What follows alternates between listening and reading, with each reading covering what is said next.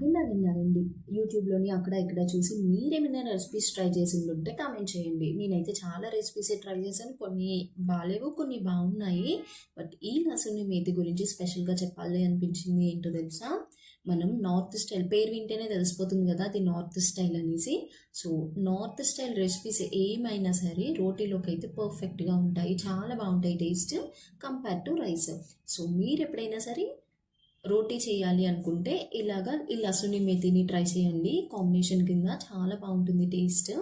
First stove మీద ఒక కడాయిని పెట్టుకొని అందులోని పల్లీలు, అలాగే వేపిన పప్పు, కొంచెం నువ్వులు కూడా వేసుకొని బాగా ఫ్రై చేసుకొని మిక్సీ జార్లోకి ట్రాన్స్ఫర్ చేసుకొని మెత్తగా పేస్ట్ చేసేసుకోండి.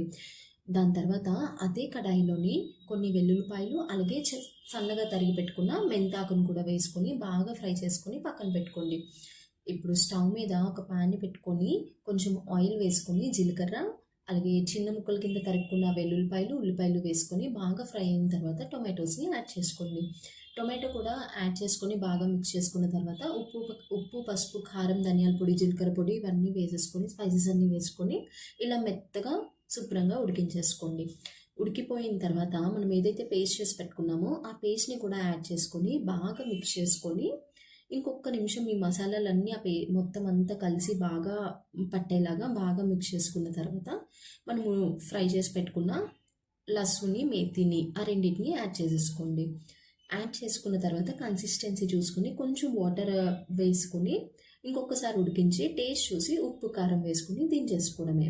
చూసారా, చాలా సింపుల్గా అయిపోయింది అండ్ టేస్ట్ కూడా బాగుంది. అండ్ వీడియో నచ్చినట్టయితే ఛానల్ని సబ్స్క్రైబ్ చేసుకోండి. Thank you for watching.